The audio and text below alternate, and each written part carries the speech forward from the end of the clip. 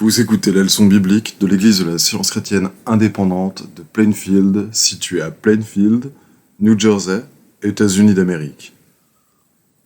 Leçon du dimanche 5 décembre 2021. Sujet: Dieu, la seule cause et le seul créateur. Texte d'or, Proverbe. C'est par la sagesse que l'Éternel a fondé la terre.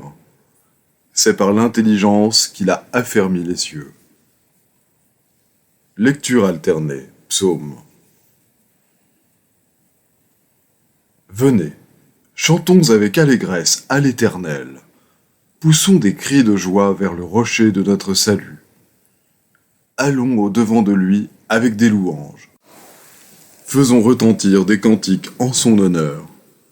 Car l'Éternel est un grand Dieu, il est un grand roi au-dessus de tous les dieux. Il tient dans sa main les profondeurs de la terre, et les sommets des montagnes sont à lui. La mer est à lui, c'est lui qui l'a faite. La terre aussi, ses mains l'ont formée. Venez, prosternons-nous et humilions-nous. Fléchissons le genou devant l'Éternel, notre Créateur. La Bible. Au commencement, Dieu créa les cieux et la terre. Dieu dit: que la lumière soit, et la lumière fut.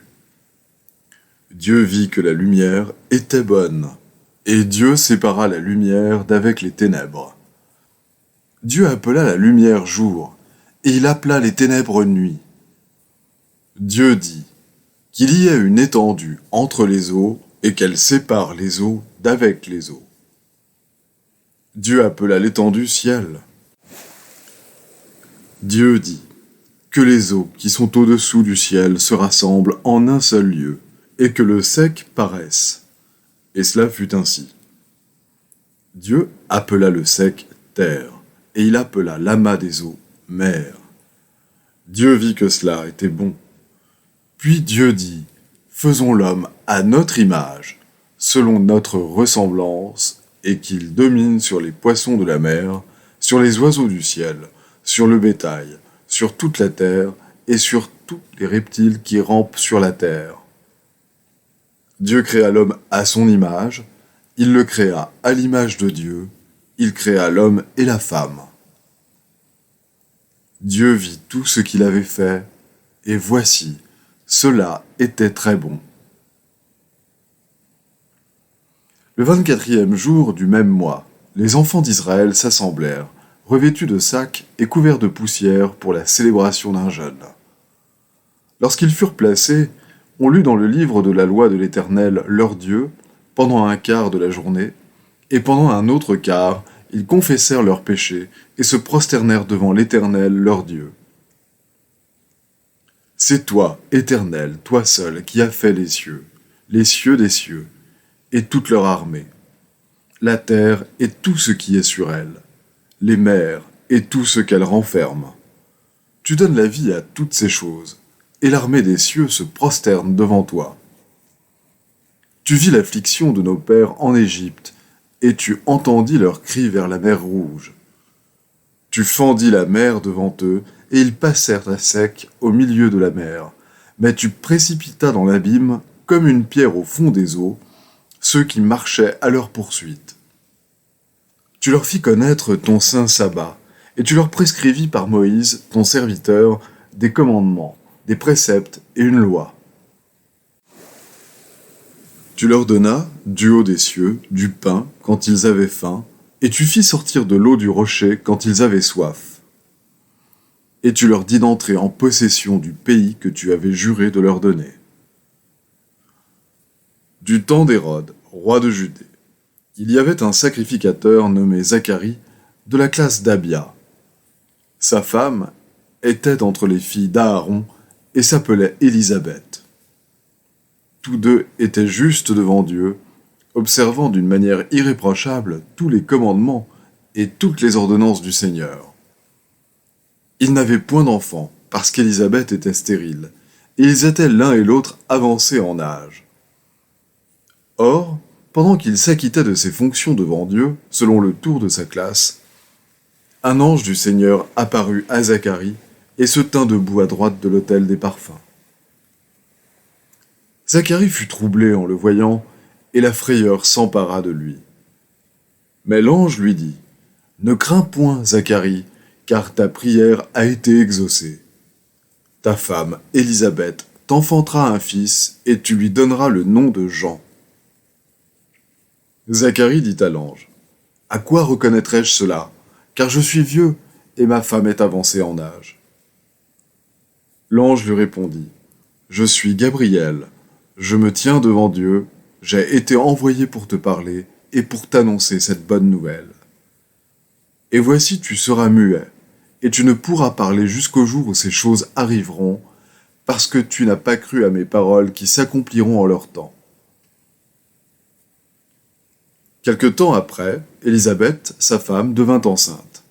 Elle se cacha pendant 5 mois, disant, « C'est la grâce que le Seigneur m'a faite, quand il a jeté les yeux sur moi pour ôter mon opprobre parmi les hommes. » Le temps où Élisabeth devait accoucher arriva, et elle enfanta un fils. Et ils firent des signes à son père pour savoir comment il voulait qu'on l'appelle. Zacharie demanda des tablettes, et il écrivit, « Jean est son nom. » Et tous furent dans l'étonnement. Au même instant, sa bouche s'ouvrit, sa langue se délia, et il parlait, bénissant Dieu. « Je suis l'Éternel, et il n'y en a point d'autre. Hors moi, il n'y a point de Dieu. Je t'ai saint avant que tu me connusses. Que les cieux répandent d'en haut et que les nuées laissent couler la justice. Que la terre s'ouvre, que le salut y fructifie, et qu'il en sorte à la fois la délivrance. Moi, l'Éternel, je crée ces choses. C'est moi qui ai fait la terre, et qui sur elle ai créé l'homme. C'est moi, ce sont mes mains qui ont déployé les cieux, et c'est moi qui ai disposé toute leur armée. Car ainsi parle l'Éternel, le Créateur des cieux, le seul Dieu qui a formé la terre, qui l'a faite et qui l'a affermie, qui l'a créée pour qu'elle ne fût pas déserte, qui l'a formée pour qu'elle fût habitée. Je suis l'Éternel, et il n'y en a point d'autre. Tu es digne, notre Seigneur et notre Dieu, de recevoir la gloire et l'honneur et la puissance. Car tu as créé toutes choses, et c'est par ta volonté qu'elles existent et qu'elles ont été créées. Je vais maintenant lire les passages corrélatifs tirés du livre d'études de la science chrétienne, Science et santé, avec la clé des Écritures de Mary Baker Eddy. Dieu crée et gouverne l'univers, y compris l'homme. L'univers est rempli d'idées spirituelles que Dieu développe, et elles obéissent à l'entendement qui les crée. Dieu est le créateur de l'homme, et le principe divin de l'homme demeurant parfait, l'idée divine ou reflet, l'homme, reste parfaite. L'homme est l'expression de l'être de Dieu. S'il y eut jamais un moment pendant lequel l'homme n'exprima pas la perfection divine, alors il y eut un moment pendant lequel l'homme n'exprima pas Dieu, et par conséquent, un moment où la divinité fut inexprimée, c'est-à-dire sans entité. La relation de Dieu à l'homme, du principe divin à l'idée, est indestructible dans la science. Et la science ne connaît ni déviation de l'harmonie, ni retour à l'harmonie. Mais elle affirme que l'ordre divin, ou loi spirituelle dans lequel Dieu et tout ce qu'il crée sont parfaits et éternels, est demeuré inchangé dans son histoire éternelle. Nous lisons dans la science de la Genèse qu'il vit tout ce qu'il avait fait, et voici cela était très bon. Les sens corporels déclarent le contraire, et si nous tenons compte de l'histoire de l'erreur autant que des récits de la vérité, le récit biblique du péché et de la mort favorise la fausse conclusion des sens matériels. Il faut considérer le péché, la maladie et la mort comme aussi dépourvus de réalité qu'ils sont dépourvus du bien, Dieu. Père-Mère est le nom de la divinité, nom qui indique sa tendre relation à sa création spirituelle, comme l'exprima l'apôtre qui cita en les approuvant ces paroles d'un poète classique. Nous sommes de sa race. Créateur, esprit, entendement, intelligence, le vivifiant principe divin de tout ce qui est réel et bon, vie, vérité et amour existant en eux-mêmes, ce qui est parfait et éternel, le contraire de la matière et du mal qui n'ont pas de principe. Dieu qui a fait tout ce qui a été fait et ne saurait créer un atome ou un élément qui soit le contraire de lui-même. En anglo-saxon et dans 20 autres langues, le mot good, en français bon ou le bien, sert à désigner Dieu, God. Les Écritures déclarent que tout ce qu'il fit est bon, comme lui-même, bon en principe et en idée. En anglo-saxon et dans 20 autres langues, le mot good, en français bon ou le bien, sert à désigner Dieu, God. Les Écritures déclarent que tout ce qu'il fit est bon, comme lui-même, bon en principe et en idée. Par conséquent, l'univers spirituel est bon et reflète Dieu tel qu'il est. Les pensées de Dieu sont parfaites et éternelles. Elles sont substance et vie.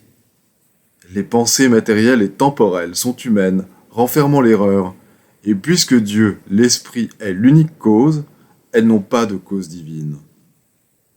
Le temporel et le matériel ne sont donc pas des créations de l'Esprit. Ce ne sont que des contrefaçons du spirituel et de l'éternel. La base de la discordance mortelle est un faux sens concernant l'origine de l'homme. Bien commencer, c'est bien finir. Tout concept qui semble avoir son origine dans le cerveau débute mal. L'entendement divin est l'unique cause ou principe de l'existence. La cause n'existe pas dans la matière, dans l'entendement mortel, ni dans les formes physiques. Les mortels sont des égotistes.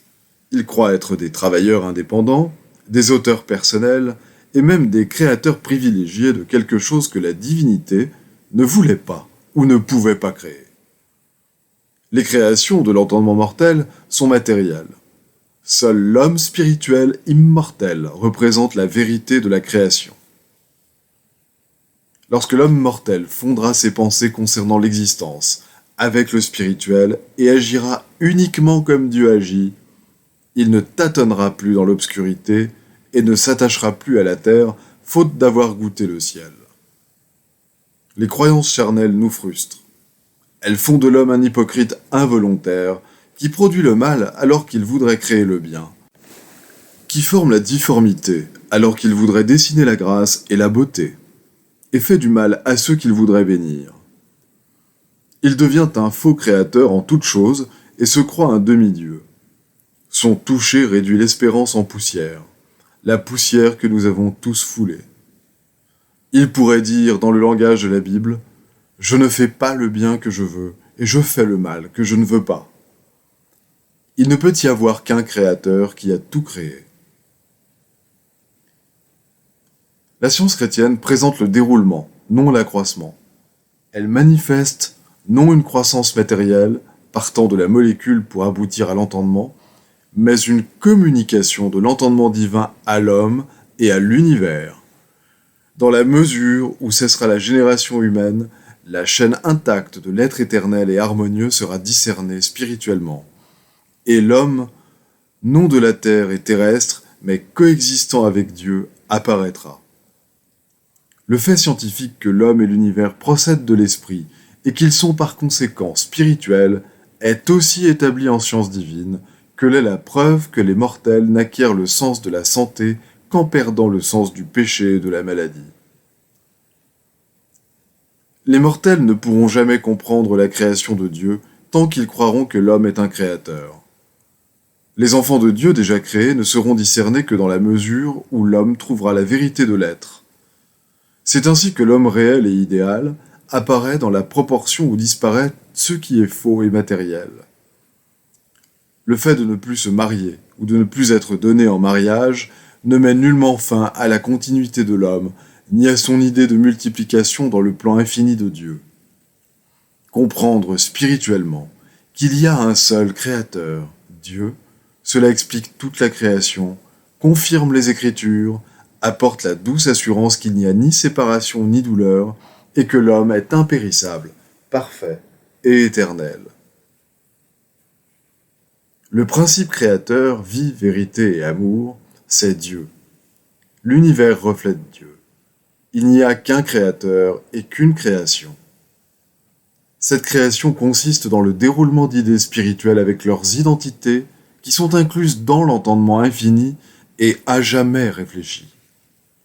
Ces idées s'étendent de l'infinitésimal à l'infinité, et les idées les plus élevées sont les fils et les filles de Dieu. Les devoirs quotidiens de Mary Baker Eddy. Prière quotidienne. Il sera du devoir de tout membre de cette Église de prier chaque jour, que ton règne vienne, que le règne de la vérité, de la vie et de l'amour divin soit établi en moi, et élimine de moi tout péché. Et puisse ta parole enrichir les affections de toute l'humanité et la gouverner. Règles pour les mobiles et les actes. Ni l'animosité, ni un attachement purement personnel ne doivent déterminer les mobiles ou les actes des membres de l'Église mère. Dans la science, l'amour divin seul gouverne l'homme, et un scientiste chrétien reflète les 12 aménités de l'amour en réprouvant le péché et en manifestant un véritable esprit de fraternité, de charité et de pardon. Les membres de cette Église doivent journellement veiller et prier pour être délivrés de tout mal, pour ne pas prophétiser, juger, condamner, conseiller, influencer ou être influencé d'une manière erronée. Vigilance face aux devoirs. Il sera du devoir de chaque membre de cette Église de se défendre journellement contre la suggestion mentale agressive et de ne pas se laisser entraîner à oublier ou à négliger son devoir envers Dieu, envers son leader et envers l'humanité. Par ses œuvres, il sera jugé et justifié ou condamné.